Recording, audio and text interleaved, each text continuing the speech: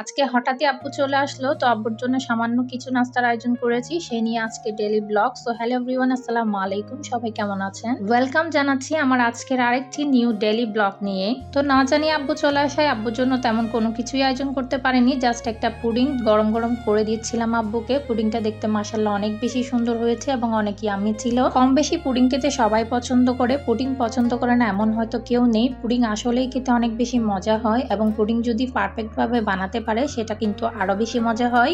Pudding এর video ফেসবুকে দেয় না এমন কেউ নেই, তবে অনেকের পুডিংটা কিন্তু হয় না, দেখতেও সুন্দর লাগে না, তারপরেও তারা সেই পুডিং নিয়ে নানা কথা বলে থাকে। আমার পুডিংটার কথা বলার কিছু নেই, মাশাআল্লাহ দেখতে অনেক সুন্দর হয়েছে এবং ভিতরটা অনেকটা বেশি সফট ছিল, খেতেও কিন্তু অনেক মজা ছিল। আব্বুও কিন্তু খেতে অনেক বেশি পছন্দ করেছে। দেন আব্বুর জন্য একটু শুটকি ভুনা করে নিচ্ছিলাম, আব্বু শুটকি ভুনা খেতে অনেক বেশি পছন্দ করে। ফ্রিজে গরুর মাংস ছিল, সেগুলো নামিয়ে রেখেছি, আমার চিংড়ি কড়াই ছিল, তারপরে একটু শুটকি ভুনা করছি, ডিম সিদ্ধ করে দিয়েছি আর তরকারি রান্না করা ছিল। এই ছিল আমার আব্বুর জন্য আয়োজন। ওর জন্য আমার তেমন বেশি কিছু করতেই হয় না, আব্বু শুটকি ভুনাটা খেতে চাই, খুব বেশি ইয়ামি করে খায়, তার জন্য আমি শুটকি ভুনাটা করার চেষ্টা করছি। জাস্ট অল্প করেই শুটকিগুলো আমি খুব ভালো মতো ধুয়ে একদম পরিষ্কার করে নিয়েছিলাম। দেন মশলাগুলো খুব ভালো মতো কষিয়ে টমেটো দিয়ে বেশি করে শুটকিগুলো আমি একটু করে অল্প করে রান্না করতেছি, যাতে শুধু আব্বুকেই দিতে পারে, আব্বু খুব ভালো মতো খেতে পারে। শুটকি ভুনার কালারটা মাশাআল্লাহ অনেক বেশি সুন্দর ছিল এবং এখানে আমি ফ্রোজেন করে রাখা কিছু ধনেপাতা রেখেছিলাম, সেখান থেকে আমি অল্প কিছু দিয়ে দিচ্ছি। আমি এভাবে রাখি, নরমালের মধ্যে ধনেপাতা রাখলে অর্ধেকে বেশি পচে যায়, যার জন্য আমি ধনেপাতাটা এভাবে কুটে বেছে একেবারে পরিষ্কার করে দেন আমি ডিপ ফ্রিজের মধ্যে ফ্রোজেন করে রেখে দিই, যাতে আমি সব সময় যখন লাগে তখন দিতে পারি। আমার কাজটাও রান্নার সময় অনেক বেশি এগিয়ে যায়, ধনেপাতা টমেটো সবকিছু আমার ফ্রোজেন করা থাকে, জাস্ট রান্নার সময় আমি একটু একটু নিয়ে দিয়ে দিই। এরপর ভাবছিলাম একটু কাঁঠাল বিচির ভর্তা করি, তো কাঁঠাল বিচি আমি এভাবে ভেঙে নিয়েছি, অনেকগুলো কাঁঠাল বিচি ভেঙে নিয়ে সেগুলোকে দেন গুঁড়ি করে আমি একটু করে ভর্তা করে নিচ্ছিলাম।